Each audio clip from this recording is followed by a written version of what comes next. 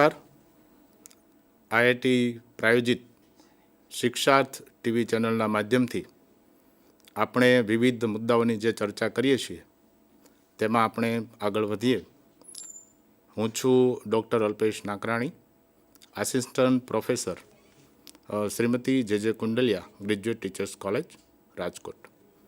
આજે આપણે ચર્ચા કરવાના છીએ અભ્યાસક્રમના પ્રકારોની. તેમાં ખાસ કરીને અભ્યાસક્રમના પ્રકારો તો અનેક રીતે પાડવામાં આવે છે, પરંતુ તેમાં આજે આપણે વિષય કેન્દ્રિત અભ્યાસક્રમ, વિદ્યાર્થી કેન્દ્રિત અભ્યાસક્રમ, હેતુ કેન્દ્રિત અભ્યાસક્રમ, સંકલિત અભ્યાસક્રમ એવા 5 પ્રકારોની ચર્ચા આપણે કરવાના છીએ. સૌથી પહેલાં આપણે ચર્ચા કરીએ વિષય કેન્દ્રિત અભ્યાસક્રમની. વિષય કેન્દ્રિત અભ્યાસક્રમમાં અને આ આગામી જે પણ પ્રકારોની આપણે ચર્ચા કરીએ તેમાં એનો અર્થ, એના લક્ષણો, એના લાભ અને એના ગેરલાભ વિશે આપણે ટૂંકમાં ચર્ચા કરીશું. વિષય કેન્દ્રિત અભ્યાસક્રમના સૌથી પહેલાં લક્ષણો જોઈએ કે એમાં કઈ પ્રકારની માહિતી સમાવિષ્ટ કરવામાં આવતી હોય છે. વિદ્યાર્થીને ભાવિ જીવનમાં જે માહિતી ઉપયોગી થવાની છે એ માહિતી વિશેષ કરીને અભ્યાસક્રમમાં સમાવિષ્ટ કરવામાં આવતી હોય છે. એનું મુખ્ય માપન શું હોય છે? એની પ્રગતિનું માપન, કે વિદ્યાર્થી વિષય કેટલો શીખ્યો તેના આધારે તેની પ્રગતિનું માપન થાય છે. અને આનું એક સમાન ધોરણ અગાઉ નક્કી કરવામાં આવ્યું હોય છે. દાખલા તરીકે આપણે 35 માર્કે પાસ વિદ્યાર્થી, 35 માર્કે પછીથી આપણે જે એનું ધોરણ નક્કી કરીએ છીએ કે ડિસ્ટિંક્શન છે, ફર્સ્ટ ક્લાસ છે, સેકન્ડ ક્લાસ છે, ટૂંકમાં અગાઉથી નક્કી કરેલું હોય છે કે વિદ્યાર્થીને વિષયમાં કેટલું ઓછામાં ઓછું આવડવું જોઈએ. તો આ અભ્યાસક્રમના લક્ષણોની આગળ ચર્ચા કરીએ કે દરેક વિષય એક અલગ એકમ તરીકે અસ્તિત્વ ધરાવે છે. આપણે ત્યાં ગણિત, વિજ્ઞાન, ગુજરાતી, સંસ્કૃત, સામાજિક વિજ્ઞાન, આવા દરેક વિષયો છે. એ દરેક વિષયો અલગ અલગ વિષયો છે અને એ વિષયોની અંદર પણ તાર્કિક ગોઠવણી કરેલી હોય છે વિવિધ મુદ્દાઓની. બીજું, કૌશલ્યોનો મહાવરો ઉપર ભાર મૂકવામાં આવે છે. કયા કૌશલ્યો? તો કે જે તે વિષય સંદર્ભિત કૌશલ્યો, મેથ્સ રિલેટેડ, ભાષા રિલેટેડ, કોઈ બીજા વિષયો રિલેટેડ જે કૌશલ્યો સ્કિલ્સ હોય એના ઉપર ભાર દેવામાં આવે છે. દાખલા તરીકે ભાષામાં જે 4 સ્કિલ છે એને ધ્યાનમાં રાખીને અભ્યાસક્રમ આખો રચવામાં આવ્યો હોય છે. અધ્યયન અધ્યાપન માટે તજજ્ઞો દ્વારા વિષય વસ્તુ પસંદ કરાય છે. જે અભ્યાસક્રમ નિર્માણ કરવામાં આવે છે એના અભ્યાસક્રમના એક્સપર્ટ્સ હોય છે અને એક્સપર્ટ દ્વારા આ અભ્યાસક્રમની રચના થાય છે. વિષય વસ્તુ શીખવું જ એક અંતિમ લક્ષ્ય હોય છે કે જે વિષયો, જે કન્ટેન્ટ અભ્યાસક્રમમાં મૂકવામાં આવ્યું છે એ શીખવાનું છે. અને સામાન્ય રીતે આપણે સૌ જાણીએ છીએ કે પરંપરાગત જે પદ્ધતિ છે અધ્યયન અધ્યાપનની, એ વ્યાખ્યાન પદ્ધતિ મોટાભાગે અનુસરવામાં આવતી હોય છે. ક્લાસરૂમની અંદર શિક્ષક વિદ્યાર્થી વચ્ચે ડિસ્કશન થાય છે, પ્રશ્નોત્તરી થાય છે. આ પદ્ધતિથી સામાન્ય રીતે આ વિષય કેન્દ્રિત અભ્યાસક્રમ ઇમ્પ્લિમેન્ટ કરવામાં આવતો હોય છે. આ અભ્યાસક્રમ જ્યારે ઇમ્પ્લિમેન્ટ થાય છે ત્યારે એનું માળખું એ કેવી રીતે ઇમ્પ્લિમેન્ટ થતું હોય છે એ જોઈએ. એક તો એવા શિક્ષકો આ અભ્યાસક્રમમાં ભણાવતા હોય છે જે તે વિષય ઉપર પકડ ધરાવતા હોય છે. આપણે જાણીએ છીએ કે ગણિતનો શિક્ષક, વિજ્ઞાનનો શિક્ષક, ભાષાનો શિક્ષક, એમ દરેક વિષયના શિક્ષકો હોય છે અને એ વિષય ઉપર પૂરતી પકડ ધરાવતા હોય છે. એટલે એક પ્રાથમિક જરૂરિયાત છે અભ્યાસક્રમના સફળ સંચાલન માટે. બીજું, દરેક વિષય અને દરેક કક્ષા માટે અલગ અલગ વર્ગખંડ હોય છે. એ પ્રમાણે ટાઈમ ટેબલ હોય છે અને એ ટાઈમ ટેબલ મુજબ આ ચાલે છે કે પહેલાં આ વિષયનો તાસ, પછી આ વિષયનો તાસ, એવી રીતે વિષય કેન્દ્રિત અભ્યાસક્રમમાં દરેક વિષયને પોતપોતાનું ભારણ નક્કી કરેલું હોય છે, સમય આપેલો હોય છે અને સમયપત્રકમાં એનું સ્થાન નિશ્ચિત હોય છે. એનું બીજું કે પરીક્ષાઓ લેવામાં આવે છે, શારીરિક શિક્ષણ, શાળા બહારની પ્રવૃત્તિઓ, આ બધું માર્ગદર્શન માટેની પણ એમાં સૂચનાઓ અને વ્યવસ્થા હોય છે. એક ટેક્સ્ટબુક હોય છે વ્યવસ્થિત. ટેક્સ્ટબુકને રિલેટેડ શિક્ષકોની આવૃત્તિઓ કે ગાઈડ પણ હોય છે જે આપણે સૌ એનાથી પરિચિત છીએ. બીજું, આ અભ્યાસક્રમથી આપણને ફાયદો શું થાય છે એ વિદ્યાર્થીને કે શિક્ષકને, કે આ અભ્યાસક્રમથી સમીક્ષાત્મક વિચારણાનું કૌશલ્ય વિદ્યાર્થીમાં ખીલે છે. કેમ? તો કે દરેક વિષયમાં એટલા બધા માહિતીલક્ષી મુદ્દાઓ સમાવવામાં આવે છે, એટલું ઊંડાણપૂર્વક, અને એ વિષય રિલેટેડ દરેક પાસાઓ અને વિષય વસ્તુનું વૈવિધ્ય હોય છે કે જે વિદ્યાર્થીએ વિષય વસ્તુ શીખે છે એમાં એની ક્રિટિકલ થિંકિંગ ડેવલપ થાય છે. બીજું, પાઠ્યપુસ્તકની અંદર આ વિષય વસ્તુ જે કન્ટેન્ટ છે એ વ્યવસ્થિત ગોઠવેલું હોય છે, સરળથી અઘરું સ્પષ્ટ હોય છે અને વિષય વસ્તુ જુએ તો કોઈને પણ સમજાઈ જાય કે આમાં આ રીતે ગોઠવણ છે. વિજ્ઞાન જેવા વિષયો હોય દાખલા તરીકે, તો એમાં પહેલાં સરળ મુદ્દો, ગણિત જેવા વિષયો છે એમાં પહેલાં બેઝિક કોન્સેપ્ટ પહેલાં આવે, પછીથી અઘરા કોન્સેપ્ટ આવતા જાય. એવા જ બધા વિષયોમાં એ રીતે ગોઠવણ થયેલી હોય છે. આ અભ્યાસક્રમમાં શિક્ષકને શું શીખવવું અને કેવી રીતે શીખવું, કયો મુદ્દો માટે કેટલો સમય ફાળવવો એ સ્પષ્ટ દર્શાવેલું હોય છે કે ભાઈ યુનિટ નંબર 1 છે, યુનિટ નંબર 2 છે, એના માટે 5 તાસ ફાળવવા, આ એક્સરસાઇઝ કરાવવી, શું શીખવવું, આ વિષયનો મુદ્દો ભણાવવો, આ પ્રવૃત્તિઓ કરાવવી, એવું સ્પષ્ટ અભ્યાસક્રમમાં દર્શાવેલું હોય છે. વિષય આધારિત અભ્યાસક્રમમાં વિષય વસ્તુ તાર્કિક રીતે ગોઠવેલું હોય છે. આ વસ્તુ બરાબર સમજવા જેવી છે કે કોઈ પણ વિષય હોય એમાં વિદ્યાર્થીની માનસિક ક્ષમતાને ધ્યાનમાં રાખીને વિષય વસ્તુ સરળથી અઘરા તરફ અને જે પૂર્વજ્ઞાનની જરૂર હોય એ પહેલાં રજૂ થવું જોઈએ. તો એવી રીતે તાર્કિક ગોઠવણી વિષય વસ્તુની કરેલી હોય છે. ખાસ કરીને એવા વિષયોમાં આ વસ્તુની જરૂર પડે છે જ્યાં નવો કોન્સેપ્ટ કોઈ બીજા બેઝિક કોન્સેપ્ટ ઉપર આધારિત હોય. દરેક વિષયનું મૂલ્યાંકન આ અભ્યાસક્રમમાં કરવામાં આવે છે અને મૂલ્યાંકન એકદમ સરળ હોય છે. પ્રશ્નપત્રોના આધારે મૂલ્યાંકન સામાન્ય રીતે કરવામાં આવે છે. લેખિત કસોટી દ્વારા સામાન્ય રીતે હોય છે.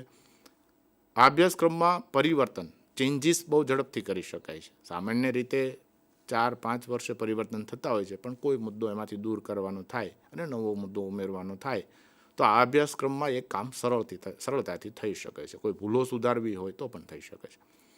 આ અભ્યાસક્રમમાં કોઈ નિશ્ચિત સામાજિક શિક્ષણ વિચારધારા ઉપર આધારિત હોય છે. હવે એ શિક્ષણની વિચારધારાઓ જે છે આપણી પાસે, કોઈ આદર્શવાદ છે, વ્યવહારવાદ છે, અસ્તિત્વવાદ છે, તો એ કોઈ પણ વાદનું મિશ્રણ પણ હોય છે. આપણે ત્યાં બુનિયાદી શિક્ષણનો અભ્યાસક્રમ જોઈ લો તો એ એક વિચારધારા ઉપર, શિક્ષણની વિચારધારા ઉપર આધારિત અભ્યાસક્રમ છે.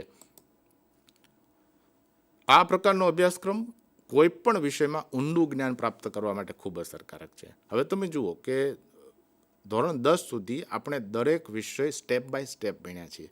5મા ધોરણથી ગુજરાતી શરૂ કરીએ તો ધોરણ 12 સુધી ગુજરાતી વિષય આવે છે. 5મા ધોરણથી ગણિત શરૂ કરીએ તો ધોરણ 12 સુધી આપણે ગણિતનો અભ્યાસ કરીએ કે ધોરણ 10 સુધી ગણિતનો અભ્યાસ કરીએ તો આપણને એ વિષયનું ઘણું ઊંડું જ્ઞાન આપણને મળી જાય છે. બેઝિક કોન્સેપ્ટથી શરૂ કરીને તમે ઇંગ્લિશની વાત કરો તો શરૂમાં બહુ સહેલા ગ્રામરના ટોપિક્સ આવતા હોય છે અને 12મા ધોરણના ગ્રામરના ટોપિક્સ કેટલા એડવાન્સ આવતા હોય છે. એટલે આ પ્રકારના અભ્યાસક્રમમાંથી જે વિદ્યાર્થી પસાર થાય એને સ્વાભાવિક છે કે એ વિષયનું પ્રમાણમાં ઊંડું જ્ઞાન એને મળી જાય. આ અભ્યાસક્રમની મર્યાદાઓ પણ છે કે આ અભ્યાસક્રમ ખંડિત છે, ડિવાઇડેડ છે, વિભાજિત છે. કેમ? તો કે જે જ્ઞાન છે એને તમે વિવિધ વિષયોના વાડામાં વહેંચો છો. તમે ભાષા જે છે એને વિવિધ ભાષાઓ દ્વારા અલગ અલગ વિષય કરીને શીખવો છો. સામાજિક વિજ્ઞાન, વિજ્ઞાન, ગણિત, એમાંય ધોરણ 11-12ની અંદર પણ આપણે સામાન્ય પ્રવાહ, વિજ્ઞાન પ્રવાહ, આર્ટ્સના વિષયો એમ અલગ પ્રવાહ કરીએ છીએ. એટલે જ્ઞાનને એકીકૃત કરવાના બદલે જુદા જુદા વિષયોમાં વહેંચીને ભણાવવામાં આવે છે. અને જાણે કે ગુજરાતીનો શિક્ષક સંસ્કૃતમાં શું ચાલે છે એને કંઈ લેવા દેવા ન હોય, ગણિતનો શિક્ષક વિજ્ઞાન સાથે કાંઈ લેવા દેવા ન હોય, એ રીતે આખો અભ્યાસ ચાલતો હોય છે. અને વિદ્યાર્થી પણ આવી રીતે દરેક વિષય અલગ અલગ સમજીને અલગ અલગ રીતે ભણે છે. વિષય આધારિત અભ્યાસક્રમમાં વિદ્યાર્થીના રસ અને એની પ્રવૃત્તિ એને જે ગમે છે જે કામ કરવું એની અવગણના કરવામાં આવે છે. કારણ કે આમ જુઓ ને તો આવો અભ્યાસક્રમ થોપી બેસાડેલો અભ્યાસક્રમ છે અને એ વિદ્યાર્થીને આપી દેવામાં એટલે વિદ્યાર્થીએ એ શીખવો જ પડે, એની પાસે બીજો કોઈ વિકલ્પ નથી. બીજું કે આ અભ્યાસક્રમની અંદર વિદ્યાર્થીઓ ભૂતકાળની હકીકતોથી વાકેફ થાય છે, પરંતુ વર્તમાનમાં લેટેસ્ટ અપડેટ જે આવતા હોય એ અપડેટ્સ બાકી રહી જાય છે. દાખલા તરીકે સાયન્સ ને ટેકનોલોજીમાં જે નવી ફેરફારો આવે, નવા અપડેટ્સ આવે તો એ વિદ્યાર્થી ઘણી વખત આમાં બાકાત રહી જાય છે. પહેલાં એક સમય હતો કે અભ્યાસક્રમો 10-10, 15-15 વર્ષ સુધી બદલાય જ નહીં. તો આ પરિસ્થિતિમાં શું થાય કે વિદ્યાર્થીઓ જૂની ઘટનાઓ, જૂની બાબતો જ વર્ષો સુધી શીખ્યા કરે, શિક્ષક પણ એ જ બાબતો વર્ષો સુધી ભણાવ્યા કરે. આ પ્રકારના અભ્યાસક્રમથી વિદ્યાર્થીઓમાં સમીક્ષાત્મક વિચારણાની ટેવો વિકસતી નથી. હવે આ પહેલાં આપણે આના લાભમાં પણ જોયું કે આ ક્રિટિકલ થિંકિંગ જે છે એ વિદ્યાર્થીઓમાં વિકસે છે, પણ આ અભ્યાસક્રમમાં કેમ નથી વિકસતી એ એક ગેરલાભ તરીકે પણ જોઈ શકાય. વિષયમાં ઘણી વખત વિદ્યાર્થીને માત્ર ગોખણપટ્ટી ઉપર જાય, એ માત્ર માહિતી લે એટલે ક્રિટિકલ થિંકિંગની ટેવ એની ન વિકસે એવું બને. એ માત્ર માહિતી ગોખવા માંડે, સમજે નહીં, એ વિવિધ પાસાઓથી કોઈ મુદ્દાને જુએ નહીં. આ અભ્યાસક્રમમાં વિદ્યાર્થીઓ માટે અઘરો હોય છે એટલે આપણે કહ્યું ને કે આપણે ભાર વગરનું ભણતર એટલા માટે જ લાવ્યા કે આટલા બધા વિષયો, આટલા બધા પાઠ્યપુસ્તકો એને ભણવાના, તો આ અભ્યાસક્રમ ઘણી વખત ભારરૂપ બનતો હોય છે. તો બરાબર છે કે આપણે ગુજરાત બોર્ડની અંદર કેટલાક મર્યાદિત વિષયો છે, તમે CBSEમાં કે બીજા ICSE બોર્ડની અંદર તમે જુઓ તો એની અંદર કેટલા બધા વિષયો નાનપણથી બાળકને ભણવા પડે છે. એટલે વિદ્યાર્થીને ઘણી વખત, સામાન્ય વિદ્યાર્થીને તો આ અભ્યાસક્રમ ઘણી વખત અઘરો પડે, કેટલું જાડું પુસ્તક હોય, કેટલા બધા પાઠ હોય. બીજું, અભ્યાસક્રમથી વિદ્યાર્થીઓમાં સર્વાંગીણ વિકાસ નથી થતો, કેમ કે માત્ર માહિતીલક્ષી ઘણી વખત અભ્યાસક્રમ બની જાય, એમાં પ્રવૃત્તિઓને કે વિદ્યાર્થીઓને એક્ટિવિટીઝને ત્યાં સ્થાન ન આપવામાં આવે, માત્ર વ્યાખ્યાન પદ્ધતિ ઉપર બહુ ભાર દેવામાં આવે, ત્યારે વિદ્યાર્થીમાં જે બીજો વિકાસ થવો જોઈએ, સામાજિક કૌશલ્ય વિકાસ થવો જોઈએ, એનામાં જે માનસિક વિકાસ થવો જોઈએ, એ ઘણી વખત માત્ર જ્ઞાન, માહિતી પૂરતું સીમિત રહી જાય છે. એનામાં સાંવેગિક વિકાસ થવો જોઈએ, એનામાં મૂલ્યો, નૈતિક વિકાસ થવો જોઈએ, એ ઘણી વખત ટૂંકમાં હોલિસ્ટિક ડેવલપમેન્ટ થતું નથી. એક આ પ્રોબ્લેમ્સ આ અભ્યાસક્રમમાં રહે છે. વિદ્યાર્થીઓ માત્ર માહિતી મેળવે છે, પણ પ્રેક્ટિકલ જીવનની અંદર ઘણી વખત આ અભ્યાસક્રમનો કોઈ ઉપયોગ થતો નથી અથવા એવું કરી શકતા નથી. એપ્લાઇડ બેઝ અભ્યાસક્રમ આ નથી. વિદ્યાર્થીઓમાં લોકશાહીની ભાવનાનો વિકાસ નથી થતો. લોકશાહીની ભાવના, લોકશાહી નાગરિક નથી બનતો, કેમ કે સામૂહિક પ્રવૃત્તિઓ, પ્રોજેક્ટ વર્ક એવું બહુ ઓછું આવે છે. માત્ર વિદ્યાર્થી પરીક્ષા માટે તૈયારી કરે, વિષય વસ્તુ માત્ર ગોખે, વિષય વસ્તુ ઘણી વખત પરીક્ષા લક્ષિત જાણે ભણતો હોય એવી રીતે, શિક્ષક પણ એવી રીતે જ ભણાવે, શિક્ષક માત્ર માહિતી આપે અને વિદ્યાર્થીઓ માત્ર માહિતી પ્રાપ્ત કરે. આ પરિસ્થિતિ ઘણી વખત જોવા મળતી હોય છે. એટલે આ અભ્યાસક્રમ પહેલી નજરે આપણને એવો લાગે કે વર્ષોથી આપણે આમાંથી પસાર થયા છીએ એટલે સારો લાગે, પણ ઘણી વખત વિદ્યાર્થીઓ અને શિક્ષકો માત્ર પરીક્ષાલક્ષી શિક્ષણ આપવાની એક પેલી એટીટ્યૂડ રાખે ત્યારે આ અભ્યાસક્રમ નિષ્ફળ જતો હોય છે. હવે આપણે બીજો પ્રકાર જોઈએ છીએ, અધ્યેતા કેન્દ્રીય અભ્યાસક્રમ. જેમ વિષય કેન્દ્રીય અભ્યાસક્રમને આપણે બીજું નામ આપ્યું શિક્ષક કેન્દ્રીય અભ્યાસક્રમ, એમ અધ્યેતા એટલે કે વિદ્યાર્થી કેન્દ્રીય અભ્યાસક્રમ પણ હોઈ શકે. તો આમાં જેમ વિષય કેન્દ્રમાં હતો, જેમ શિક્ષક ભણાવે એ જ વિદ્યાર્થીએ ભણવાનું હતું, એમ એનાથી એકદમ વિરુદ્ધ અહીં વિદ્યાર્થીના લક્ષણો ધ્યાનમાં લેવામાં આવે. વિદ્યાર્થી અહીં કેન્દ્રમાં છે, વિદ્યાર્થી વર્ગનો રાજા છે, અને એને ધ્યાનમાં રાખીને અભ્યાસક્રમ રચવામાં આવે. કેમ? તો કે વિદ્યાર્થીનું હોલિસ્ટિક ડેવલપમેન્ટ, એનું શારીરિક, એનો બૌદ્ધિક, એનો સાંવેગિક વિકાસ, સામાજિક વિકાસ, આધ્યાત્મિક વિકાસ, આ ઉપરાંત વિવિધ અભ્યાસક પ્રવૃત્તિઓ ખરી જ, પણ સહ અભ્યાસક પ્રવૃત્તિઓ પણ આમાં સમાવેશ થઈ જાય અને વિદ્યાર્થીનો એક સર્વાંગી વિકાસ થાય એવો અભ્યાસક્રમ રચવામાં આવતો હોય છે. અધ્યેતા કેન્દ્રીય અભ્યાસક્રમના બીજા પણ નામ છે ચાઇલ્ડ સેન્ટર, બાળ કેન્દ્રી, લર્નર સેન્ટર, મેં કહ્યું તેમ સ્ટુડન્ટ સેન્ટર્ડ, બાળક કેન્દ્રમાં છે. હવે બાળક કેન્દ્રમાં હોય એ અભ્યાસક્રમ કેવો હોય? તો કે વિદ્યાર્થીને જે રસ છે, જે ઉંમરે એની જે ક્ષમતા છે, એની યોગ્યતા છે, એવો અભ્યાસક્રમ. એટલે આપણે ઘણીવાર એવું કહીએ કે 8મા ધોરણમાં ભણતો બાળકને આટલું બધું ભણાવવાનું હોય, ત્યારે આપણે વિચાર કરીએ છીએ કે આ નાના બાળકોને આપણે અભ્યાસક્રમમાં એની ક્ષમતા કરતાં કદાચ વધારે અભ્યાસક્રમ આપણે આપી દીધો છે. કેટલાક વિદ્યાર્થીઓ નાસીપાસ થઈ જાય છે, અભ્યાસ અધવચ્ચે છોડી દે છે, પરીક્ષાના સમયે ખૂબ સ્ટ્રેસમાં આવી જાય છે. કેમ? તો કે એને રસ નથી, એમાં એની રુચિ નથી, એની કદાચ ક્ષમતા પણ નથી. તમે જુઓ કે ઘણી વખત એવા વિદ્યાર્થીઓ વાલીના આગ્રહથી વિજ્ઞાન પ્રવાહ લે અને વિજ્ઞાન પ્રવાહમાં એમને રસ ન હોય, મેથ્સ ન આવડતું હોય, ત્યારે કેટલી તકલીફ થતી હોય છે. એ અભ્યાસક્રમ વિષય કેન્દ્રિત છે અને વિદ્યાર્થીને એમાં રસ નહીં પડે, કારણ કે વિદ્યાર્થીને ધ્યાનમાં રાખીને આ અભ્યાસક્રમ બન્યો નથી. આ પ્રકારના અભ્યાસક્રમમાં શિક્ષક વિષય વસ્તુ કરતાં વિદ્યાર્થીને વધુ મહત્ત્વ આપે છે કે મારે માત્ર માહિતી આને નથી આપવાની, આ વિદ્યાર્થીમાં જે કૌશલ્ય છે, વિદ્યાર્થીની જે ક્ષમતા છે, એને જે રસ પડે છે, એવી બાબતો ઉપર એને વધુ લઈ જવામાં આવે. એની જે શારીરિક બંધારણ છે, એનું જે ડેવલપમેન્ટ થયું છે, એના પર ભાર મૂકવામાં આવે. એ ડેવલપમેન્ટ વધુને વધુ એના રસ મુજબ થાય, એની ક્ષમતા મુજબ થાય એમ. હું તમે જુઓ કે ઘણા વિદ્યાર્થીને ગણિતમાં ખૂબ રસ હોય, ઘણાને ભાષામાં ખૂબ રસ હોય, ઘણા વિદ્યાર્થીઓને વિજ્ઞાનમાં ખૂબ રસ હોય, ઘણાને સામાજિક વિજ્ઞાન, હિસ્ટ્રીમાં રસ હોય. એટલે બધા જ વિષયોમાં બધા જ વિદ્યાર્થીને રસ હોય એ આપણી માન્યતા ભૂલ ભરેલી છે. છતાં પણ આપણે કેટલીક પાયાની સંકલ્પનાઓ શીખવવા માટે આવું કરતા હોઈએ છીએ. બીજું, અધ્યાપનના આધાર તરીકે અભ્યાસિક અને સહઅભ્યાસક પ્રવૃત્તિઓ, એટલે બંનેનો અહીંયા સમાવેશ થાય. આ બંને પ્રવૃત્તિઓ, વર્ગ કાર્ય પણ થાય અને વર્ગની બહાર પણ પ્રવૃત્તિઓ થાય. એના આધારે વિદ્યાર્થી બધું શીખે. આ પહેલાં વાત કરીએ, વિદ્યાર્થીની ક્ષમતા અને રસ મુજબ જ બધું શીખવવામાં આવે. એને વિવિધ પ્રકારના અનુભવો આપવામાં આવે, પણ અધ્યયતા એના કેન્દ્રમાં આવે. બીજું, વિદ્યાર્થી પોતાની મેળે શીખે. તમે જુઓ કે a teacher is never a giver of truth, he is guide. એટલે વિદ્યાર્થી માત્ર જાતે શીખે. શિક્ષક તો માત્ર વિદ્યાર્થીની ક્ષમતા મુજબ એને એવું વાતાવરણ પૂરું પાડે, એને એવા અધ્યયન અનુભવો આપે અને એ મુજબ એ વ્યવસ્થા કરી દે. એટલે ઇઝ અ ગાઈડ, એમ એક પ્રેરકની ભૂમિકામાં. આ એક પ્રયોગવાદી વિચારધારા ઉપર આધારિત છે. પ્રયોગવાદી એક્સપેરિમેન્ટલિઝમ કેવી રીતે? તો કે વિદ્યાર્થીને બને ત્યાં સુધી જાતે શીખવાનું છે, એટલે લર્નિંગ બાય ડુઈંગ કરાવવામાં આવે. એ જાતે જ કોઈ પ્રવૃત્તિ કરે, જાતે જ કોઈ અનુભવ મેળવે. તો આ એક એનું લક્ષણ છે.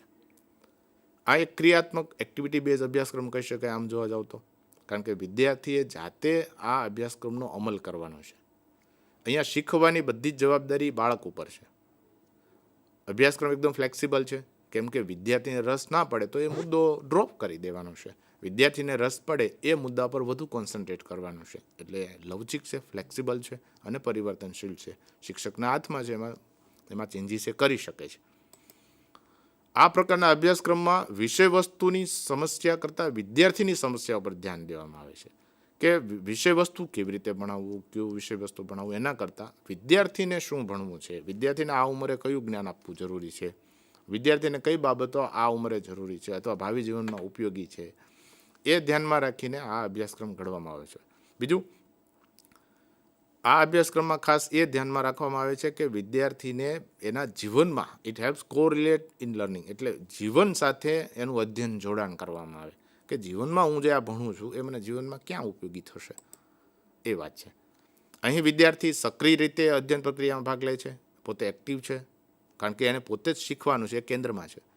ગમ્મત સાથે જ્ઞાન મેળવે છે, એને મજા આવે છે, જે જ્ઞાન એ મેળવે છે એમાં એને આનંદ થાય છે અને નેચરલી એ શીખે છે, કારણ કે માહિતી આપવાનું ભારણ નથી, ગોખવાનું ભારણ નથી, પુસ્તકયું જ્ઞાન નથી.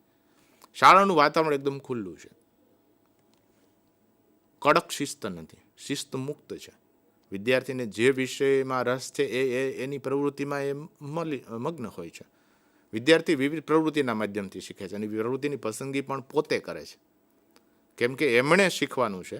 એટલે માટે એ મને કઈ એક્ટિવિટી, એને ઘણી બધી એક્ટિવિટી આપવામાં આવે, આમાંથી તને જે એક્ટિવિટી ગમે છે એ તું કરે, એવું વિદ્યાર્થીને એક તક આપવામાં આવે છે. આ પહેલાં વાત કરીએ એમ વિદ્યાર્થીની રસ, રુચિ, એની ક્ષમતા મુજબ બાળકને ભણવું ગમે છે અને એનો લાભ છે કે એને જેટલી ક્ષમતા છે એવું એને મળે છે. તમે જુઓ કે ગણિત, વિજ્ઞાન જેવા વિષય છે એમાં વિદ્યાર્થીને રસ પડે તો કોઈ પ્રશ્ન નથી, પણ જો ગણિત જેવા વિષયમાં રસ ન પડે અને એને ભણવું પડે તો એને કેટલું ભારરૂપ બનતું હોય છે. એટલે બાળકને આમાં એના રસ પ્રમાણેની મુદ્દાઓ ભણવાના હોવાથી એને ગમે છે. વર્ગખંડ માત્ર અધ્યાપન કાર્ય છે, વર્ગમાં જ નહીં, વર્ગની બહાર પણ થાય છે અને વર્ગની બહાર કેવી રીતે ઉપયોગી થાય છે એનું જ્ઞાન પણ અધ્યયતા કેન્દ્રીય અભ્યાસક્રમમાં આપવામાં આવે છે.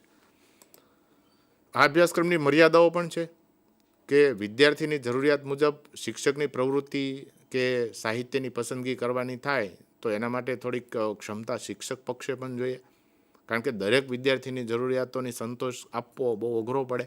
દરેક વિદ્યાર્થીને જે શીખવું છે એવું તમે વર્ગમાં આપવા જાઓ ત્યારે મુશ્કેલી પડે. વિદ્યાર્થીનો રસ, એની રુચિ અનુસાર અધ્યાપનમાં દરેક વખતે શિક્ષક સંતુલન ન જાળવી શકે. ક્યારેક તો એડજસ્ટમેન્ટ વિદ્યાર્થીએ પણ કરવું પડે અને શિક્ષકે પણ કરવું પડે. વર્ગમાં 20 થી 40 વિદ્યાર્થીઓ હોય તો દરેકની રસ, રુચિ અનુસાર એક્ટિવિટી થાય એવું જરૂરી નથી. એટલે ત્યારે આ મુશ્કેલી પડે ને આ સંતુલન ઘણી વખત મુશ્કેલી ઊભી કરે વર્ગખંડ કાર્યમાં અને આ અભ્યાસક્રમના અમલીકરણમાં. આ અભ્યાસક્રમ માટે તો બહુ સક્ષમ શિક્ષકો જોઈએ, કારણ કે એમને વધુ સમય દેવાનો છે, વિદ્યાર્થીનો રસ, વિદ્યાર્થીનું ક્ષમતા ઓળખવાની છે, વિદ્યાર્થીનું એનું જે મેન્ટલ લેવલ છે એ ઓળખવાનું છે, વિદ્યાર્થીમાં જે પોટેન્શિયલ છે એ ઓળખવાનું છે. જો એ શિક્ષક ન ઓળખી શકે તો આ અભ્યાસક્રમનો અમલ કરવો મુશ્કેલ બને. ખર્ચ પણ થાય છે, કેમ કે દરેકને અનુકૂળ થઈને એક્ટિવિટી કરવાની છે, દરેક વિદ્યાર્થીને ધ્યાનમાં રાખવાનો છે.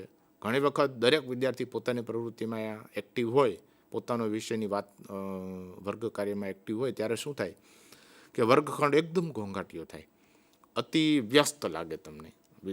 એટલે આમાં ઘણી વખત મુક્ત શિસ્ત જે છે એ એકદમ ગેરશિસ્તમાં પરિણમે, એવું પણ બને. બીજું, અનુભવ કેન્દ્રીય અભ્યાસક્રમની વાત કરીએ. ત્રીજો પ્રકાર, અહીંયા અનુભવ શબ્દ છે એ ધ્યાનમાં લેવાનો છે. વિદ્યાર્થીને એક્સપિરિયન્સ આપવાના છે. આપણે એવું નથી કે વિષય કેન્દ્રીય અભ્યાસક્રમને અધ્યયતા કેન્દ્રીય અભ્યાસક્રમમાં અનુભવો નથી આપતા. આપણે અનુભવો આપીએ જ છીએ, પણ એ અનુભવોની મર્યાદા છે. દાખલા તરીકે વિષય કેન્દ્રીય અભ્યાસક્રમમાં માત્ર વાંચન, લેખન, ગણન એવા મર્યાદિત અનુભવો આપવામાં આવે છે. એનાથી વિશેષ કોઈ અનુભવ નથી મળતો. માત્ર શ્રવણનો અનુભવ મળે. શિક્ષક જે છે એ વ્યાખ્યાન આપે અને વિદ્યાર્થીઓ શ્રવણ કરે. આ સિવાય પણ ઘણી બધી અધ્યાપનની પ્રવૃત્તિઓ છે જેના દ્વારા વિદ્યાર્થી શીખતો હોય છે. એ વિદ્યાર્થી કોઈ પ્રયોગ કરે, એ વિદ્યાર્થી કોઈ નકશા ઉપર કરે, વિદ્યાર્થી કશું વસ્તુ બનાવે, કોઈ વસ્તુ એમાંથી એ નવું સર્જન કરે, વિદ્યાર્થી પ્રોજેક્ટ વર્ક કરે. વિદ્યાર્થી પાસે ઘણા બધા આવા અનુભવો આપવાના આપણી પાસે શિક્ષક પાસે તકો હોય છે. તો અનુભવ દ્વારા વિદ્યાર્થીને શીખવવું, પ્રોજેક્ટ બેઝ લર્નિંગ જે વાત છે એ આ અનુભવ કેન્દ્રીય અભ્યાસક્રમ છે. આપણે ત્યાં પ્રજ્ઞા અભિગમ આવ્યો હતો, તો આ પ્રજ્ઞા અભિગમ જે છે એ અનુભવ કેન્દ્રિત અભ્યાસક્રમ છે. તમે જુઓ કે વિદ્યાર્થીને જે શીખવાનું છે એ વિદ્યાર્થી જાતે બધું કરે છે. એ પોતે અનુભવમાંથી પ્રસાર થાય છે, એક્ટિવિટી કરે છે. આમ જોવા જાવ તો એમાં એક્ટિવિટી બેઝ લર્નિંગનો પણ એમાં હિસ્સો છે. આ પ્રકારના અભ્યાસક્રમમાં વિષય વસ્તુ વિવિધ પ્રવૃત્તિના માધ્યમથી આપવામાં આવે છે. એટલે તમે જુઓ કે માત્ર માહિતી આપવાની નથી, માત્ર એક્સરસાઇઝીસ કરાવવાની નથી, માત્ર ચાર્ટ્સ કે પિક્ચર્સ બતાવીને આખો મુદ્દો સમજાવવાની વાત નથી, માત્ર બ્લેકબોર્ડ વર્ક કરીને સમજાવવાની વાત નથી, પણ activities, the classroom is full of activities. એમ કે વિદ્યાર્થીઓ આ પ્રવૃત્તિના માધ્યમથી આખો અભ્યાસક્રમ અને એના મુદ્દાઓ શીખે છે. એટલે વિદ્યાર્થી માત્ર જ્ઞાન નહીં પણ કૌશલ્ય પણ મેળવે છે અને એક એટીટ્યૂડ પણ ડેવલપ કરે છે. એટલે આ અભ્યાસક્રમમાં આપણે લક્ષણોની ચર્ચા કરીએ કે ચર્ચા દ્વારા જે અભ્યાસક્રમનું અમલીકરણ થાય છે, ડિસ્કશન કરવામાં આવે છે, એના પ્રમાણમાં વિષય કેન્દ્રિત અભ્યાસક્રમના પ્રમાણમાં અનુભવ કેન્દ્રિત અભ્યાસક્રમ બહુ અસરકારક થાય છે. અને એને જે વિદ્યાર્થીને યાદ રહે છે એ લાંબા સમય સુધીને યાદ રહે છે. અધ્યયન જે થાય છે એ સ્થાયી હોય છે. વિકસિત દેશોમાં તો આવો અભ્યાસક્રમને સૌથી પહેલાં સ્થાન આપવામાં આવે છે. પ્રવૃત્તિએ જ કેન્દ્રમાં સ્થાન લઈ લીધું છે. એટલે વિવિધ વિષયને ધ્યાનમાં રાખીને આપણે કેવી કેવી એક્ટિવિટી કરાવી શકીએ એ વાત આ અભ્યાસક્રમમાં નિર્માણ વખતે ધ્યાનમાં લેવામાં આવે છે કે મારે ગુરુત્વાકર્ષણનો ટોપિક ભણાવવો છે, તો એના માટે વિદ્યાર્થીને કેવી કેવી એક્ટિવિટી કરાવીએ તો એ સંકલ્પના એના મનમાં સ્પષ્ટ થાય. વિદ્યાર્થીના રસ અને વલણ અનુસાર એક્ટિવિટી. જો વિદ્યાર્થીને રસ જ ન પડે એવી એક્ટિવિટી આપણે કરાવીએ ત્યારે પ્રોબ્લેમ એ થાય કે વિદ્યાર્થીને એ એક્ટિવિટી દ્વારા આપણે જે જ્ઞાન આપવું છે, જે સંકલ્પનાઓ શીખવવી છે, એ વિદ્યાર્થી એક્ટિવિટી જ ના કરે તો એ સ્વાભાવિક છે કે એક્ટિવિટી મુજબ એને એ જે જ્ઞાન મેળવવાનું છે ન મળે. શાળામાં વિવિધ પ્રવૃત્તિઓના માધ્યમથી આ આખું અભ્યાસક્રમનો અમલ થતો હોવાથી સ્કૂલ આપણને એક વર્કશોપ જેવી લાગે. આપણે એમાં જઈએ તો આપણને એવું થાય કે આ વિદ્યાર્થીઓ આટલી બધી એક્ટિવિટી કરી રહ્યા છે, નાની મોટી વસ્તુઓ બનાવી રહ્યા છે, ગેમ્સ રમી રહ્યા છે. તો આ અભ્યાસક્રમમાં આપણે જોઈએ તો આપણે શાળામાં જઈએ તો આપણને એમ લાગે આ એક નાનકડો વર્કશોપ શરૂ છે. ખાસ કરીને પ્રોજેક્ટ કરાવવામાં આવે, એમને એક્સપેરિમેન્ટ્સ આપવામાં આવે, લર્નિંગ બાય ડિસ્કવરી એટલે કે શોધ અધ્યયન. એટલે આવું શાળાનું એક જીવંત વાતાવરણ ઊભું થતું હોય છે. અનુભવ કેન્દ્રિત અભ્યાસક્રમના ફાયદા એ છે કે આ મનોવૈજ્ઞાનિક અભ્યાસક્રમ છે. વિદ્યાર્થી પોતાના રસ, પોતાના વલણ અનુસાર પ્રવૃત્તિ મેળવે છે અને એટલા માટે એને ગમે છે, સાયકોલોજીકલી એને ગમે છે. એટલે એ નેચરલી જે સંકલ્પનાઓ શીખવાની છે, જે તબક્કાઓ શીખવાના છે, જે મુદ્દાઓ શીખવાના છે એ કુદરતી રીતે શીખે છે. આ અભ્યાસક્રમનો થોડોક ફ્લેક્સિબલ પણ છે, કારણ કે વિદ્યાર્થીને કોઈ એક્સપિરિયન્સ ના ગમે તો એને બીજા પ્રકારનો એક્સપિરિયન્સ આપવામાં આવે. આપણે પેલી વાત નથી કે જે દવા સીધી ન પીવાતી એને આપણે ઓગાળીને પાઈએ પાણીમાં, તો એ જ વાત છે. દાખલા તરીકે પ્રાણીઓ ઘણા વખત જીભથી લપકાવીને પેલી દવા પીતા હોય છે, પાણી પીતા હોય છે. એટલે એક જ વસ્તુ જે છે એ જુદી જુદી પ્રવૃત્તિના માધ્યમથી વિદ્યાર્થીને આપણે આપી શકીએ. અને પ્રગતિશીલ પાછો અભ્યાસક્રમ કે અભ્યાસક્રમમાં ધીમે ધીમે જેમ જેમ આગળ વધતા જઈએ એમ નવા નવા ફેરફારો પણ થાય અને વિદ્યાર્થીમાં પણ એવું ડેવલપમેન્ટ થતું હોય છે. વિદ્યાર્થીમાં હોલિસ્ટિક ડેવલપમેન્ટ થાય છે. વિદ્યાર્થીનો સર્વાંગી વિકાસ થાય છે, કારણ કે જ્યારે વિદ્યાર્થી અનુભવ મેળવે છે ત્યારે માત્ર એનો માનસિક વિકાસ નથી થતો, એનો શારીરિક વિકાસ થાય છે, એનો સાંવેગિક વિકાસ થાય છે, એનો સામાજિક વિકાસ થાય છે. જ્યારે સમૂહમાં એક્ટિવિટી કરે છે ત્યારે સ્વાભાવિક છે કે વિદ્યાર્થીની અંદર એવી ઘણી બધી સામાજિક કૌશલ્યો ખીલે છે. એટલે આ અભ્યાસક્રમમાં અનુભવો, એક્સપિરિયન્સ જ્યારે વિદ્યાર્થી લે છે ત્યારે માત્ર માનસિક વિકાસ નહીં, જેમ વિષય કેન્દ્રીય અભ્યાસક્રમમાં હોય છે એમ માત્ર માનસિક વિકાસ નહીં, પણ દરેક પાસાને ધ્યાનમાં રાખીને બાળકના વિકાસ થતો હોય છે. આ પ્રકારના અભ્યાસક્રમમાં સમૂહમાં કાર્ય કરવામાં આવે છે, એટલે એક સહકારની ભાવના, બીજાના મત જે છે એને રિસ્પેક્ટ આપવાની ભાવના, પોતે જાહેરમાં બોલવાની એક કોન્ફિડન્સ આવે, નેતૃત્વ લેવાનું કોન્ફિડન્સ આવે. તો એક તમે જુઓ કે આ લોકશાહી વિચારધારા આધારિત અભ્યાસક્રમ તમે કહી શકીએ કે વિદ્યાર્થીને એક્સપિરિયન્સ આપવાના છે. તે વિદ્યાર્થીઓની જરૂરિયાત અને ક્ષમતા ઉપર આધારિત છે. આપણે કહ્યું કેમ કે એક્ટિવિટી એવી તો નથી આપવાની કે જે વિદ્યાર્થી પૂરી જ ન કરી શકે, અથવા તમે એક્ટિવિટી માટે જેટલો સમય આપો છો એ સમયમાં એ પૂરી કરી શકવો જોઈએ, એની એક ક્ષમતા હોવી જોઈએ. તો અહીંયા એવા જ અનુભવો આપવાના છે જે વિદ્યાર્થી પૂરા કરી શકે. તે વિદ્યાર્થીને સાંવેગિક સંતોષ પ્રદાન કરે છે, કારણ કે એ વિદ્યાર્થી પોતે અનુભવ મેળવે છે. આમાં એવું છે કે જીવનની અંદર જાત અનુભવ જે મેળવેલા હોય એનો અલગ જ સંતોષ હોય. એટલે વિદ્યાર્થી જે શીખે છે એ પોતે એ અનુભવમાંથી પસાર થાય છે. આપણે સાયકલ ચલાવવી હોય તો એ સાયકલ ચલાવવાનો જો અનુભવ આપણે મેળવીએ તો આપણને એક અલગ સંતોષ થાય. આપણે જાતે કર્યું, જાતે કર્યાનો આનંદ અલગ હોય, એટલે એક ઇમોશનલી આપણને સેટિસ્ફેક્શન થાય આ અભ્યાસક્રમની અંદર કે આ મેં તૈયાર કર્યું છે એમ. આ અભ્યાસક્રમની અંદર શારીરિક ફિઝિકલ સ્ટ્રેન્થ આવે, મેન્ટલ અવેરનેસ પણ આવે, અને પહેલ એટલે કે ઇનિશિએશન, કે હાલો હું કરું, હું આ પૂરું કરું, નેતૃત્વ લેવાની ભાવના આ અભ્યાસક્રમમાંથી મળે. શાળા અને સમાજ વચ્ચેના સંબંધોને પણ પ્રોત્સાહન આપે, કારણ કે અનુભવો પ્રાપ્ત કરવા તો સમાજની વચ્ચે જવું પડશે. કેટલીક એવા ઘણી સંકલ્પનાઓ જે સમાજની વચ્ચે જઈને શીખવાની આવશે. વિદ્યાર્થીમાં રહેલા રચનાત્મક એટલે કે ક્રિએટિવ વિચારો, સર્જનાત્મકતા બહાર લાવવાનું કામ આવે છે.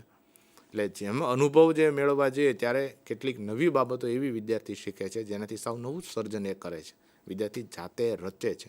એટલે ક્રિએટિવિટીને પણ આ અભ્યાસક્રમ પ્રોત્સાહન આપે છે. બીજું, આ અભ્યાસક્રમમાં શિક્ષક અને વિદ્યાર્થી સર્જનશીલ, કલ્પનાશીલ અને સમૃદ્ધ બને છે. કારણ કે જ્યારે તમે કોઈ એક્ટિવિટીનું આયોજન કરો છો ત્યારે વિદ્યાર્થી તો બરાબર છે, શિક્ષક પણ એ એક્ટિવિટી પાછળ મહેનત કરે છે અને એક એ જ મુદ્દો એક જુદી રીતે રજૂ કરે છે. તમે જુઓ કે આપણે ત્યાં પ્રાથમિક શાળાઓમાં ઇનોવેશન ફેર થાય છે તો એમાં વિદ્યાર્થીઓ ને કોઈ કોન્સેપ્ટ સમજાવવા માટે શિક્ષકો કેટલે જુદા જુદા પ્રકારના ઇનોવેશન્સ કરતા હોય છે. એક જ મુદ્દો કેવી જુદી જુદી એક્ટિવિટીથી, જુદા જુદા પ્રયુક્તિથી, ટેકનિકથી એ સમજાવતા હોય છે. એટલે એ શિક્ષક પણ એટલો કલ્પનાશીલ અને સમૃદ્ધ બને છે અને વિદ્યાર્થી પણ બને છે. વિદ્યાર્થી પોતાની પ્રગતિથી સજાગ હોય છે. પોતે જે અનુભવમાં સામેલ હોવાથી એને ખબર હોય કે આ કામ કેટલું પૂરું થયું, હવે મારે કેટલું કરવાનું બાકી છે. પોતાનો નવરાશનો સમય પણ ઉત્પાદક પ્રવૃત્તિઓ એટલે પ્રોડક્ટિવ એક્ટિવિટીમાં એ ગાળે છે. તેને જે ઓપોર્ચ્યુનિટી મળે છે એ ઝડપી લે છે.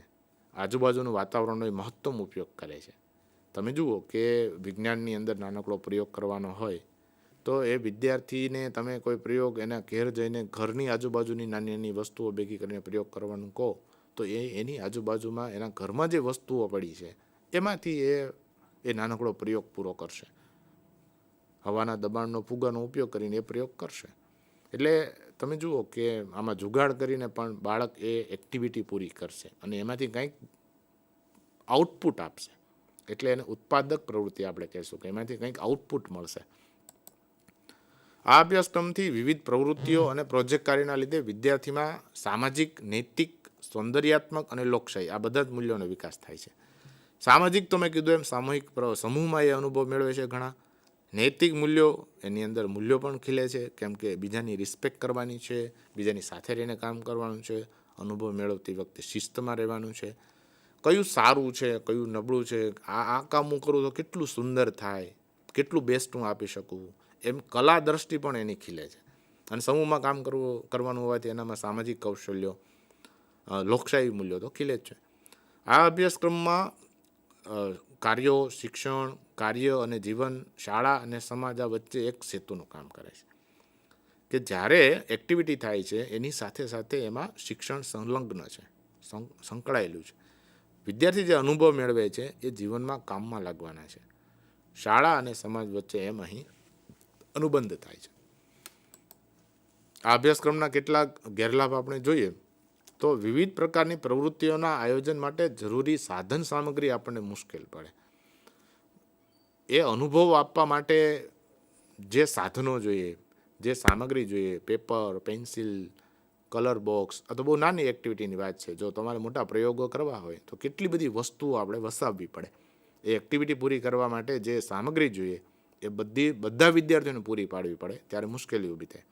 અને દરેક વિદ્યાર્થીને લાવવાનું કહીએ તો એ દરેક વિદ્યાર્થીને પોસાય પણ નહીં. કોઈ એક્ટિવિટી કે અનુભવ માટે જે વસ્તુઓની જરૂર પડશે એ કદાચ બધા વિદ્યાર્થીઓ ન લાવી શકે. આ પ્રકારના અભ્યાસક્રમમાં અમલીકરણમાં ખૂબ સમય લાગે, કારણ કે તમારે દરેક વિદ્યાર્થીને એ અનુભવ આપવાના છે. તમે નાનકડું ડ્રામા દ્વારા કે ડાયલોગ દ્વારા કોઈ અંગ્રેજીનો કોઈ મુદ્દો શીખવવો છે તો એ જો ડાયલોગની અંદર તમે દરેક વિદ્યાર્થીને સામેલ કરો ટર્ન બાય ટર્ન, તો કેટલો સમય લાગે એક નાનકડા ડાયલોગને ભણાવતા. અનુભવ કેન્દ્રીય અભ્યાસક્રમની અંદર વિષય વસ્તુનો ક્રમ, ગોઠવણી ઘણી વખત નથી જળવાતા.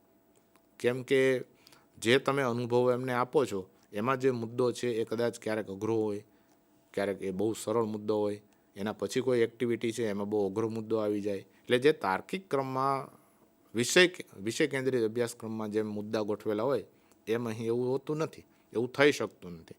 નિશ્ચિત ક્રમ જળવાતો નથી.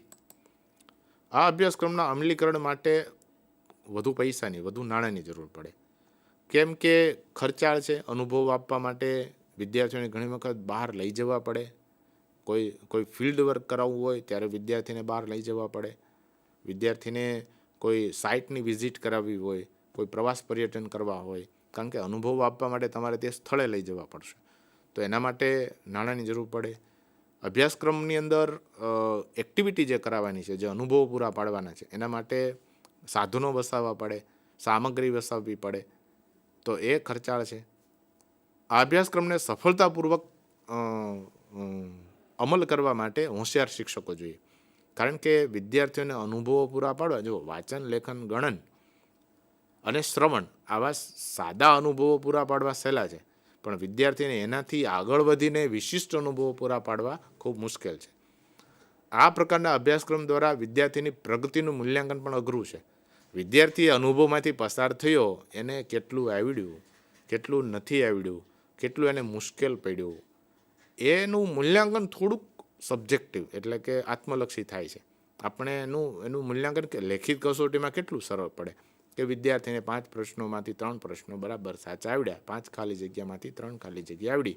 પણ જ્યારે તમે એને કોઈ અનુભવ પૂરો પાડો છો ત્યારે એને એ અનુભવમાંથી એ કેટલું શીખ્યો એનું જે અસેસમેન્ટ છે એ કરવું ખૂબ મુશ્કેલ પડે છે. બીજું, જરૂરી ફિલ્ડ વર્ક ઉપર ભાર આપવામાં ઘણી વખત ન આવે તો આ અભ્યાસક્રમ નિષ્ફળ જાય.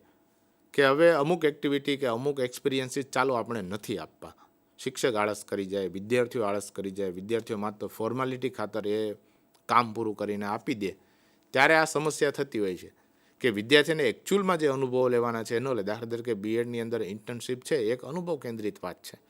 હવે વિદ્યાર્થી એમાં જે ઇન્ટર્નશીપની અંદર જેટલી બાબતો છે એ શાળામાં જઈને જો ન કરે, જો ન શીખે, અનુભવો ન લે, તો એ અભ્યાસક્રમનો કોઈ અર્થ નથી. આપણે ત્યાં એન્જિનિયરિંગ ફિલ્ડની અંદર ઇન્ટર્નશીપ છે, મેડિકલ ફિલ્ડની અંદર ઇન્ટર્નશીપ છે, એ અનુભવ કેન્દ્રિત અભ્યાસક્રમનું ઉદાહરણ છે. વિદ્યાર્થીઓ પોતાને રસ પડે એવી પ્રવૃત્તિમાં સક્રિય રહે. બીજા એવા અનુભવો છે જેમાં એને રસ ના પડે તો એમાં એ ધ્યાન ન આપે, એટલે એ સંકલ્પનાઓ એમાં જે છુપાયેલી છે એ વિદ્યાર્થી ન શીખે. નાના બાળકોને આપણે અનુભવ કેન્દ્રિત અભ્યાસક્રમથી જ શીખવીએ છીએ. તમે જુઓ કે કિન્ડરગાર્ટન જે છે એમાં તો જુદા જુદા અનુભવો આપીએ છીએ આપણે. ઘણી વખત પ્રવૃત્તિઓ પણ સૈદ્ધાંતિક જ્ઞાન કરતાં વધુ ભાર મૂકવામાં, એટલે થાય એવું કે વિદ્યાર્થીઓ માત્ર એક્ટિવિટી જ કરે, માત્ર અનુભવો મેળવે, પણ એમાંથી જે નોલેજ મેળવવાનું છે, એમાંથી જે કોન્સેપ્ટ મેળવવાનો છે એ ન મેળવે.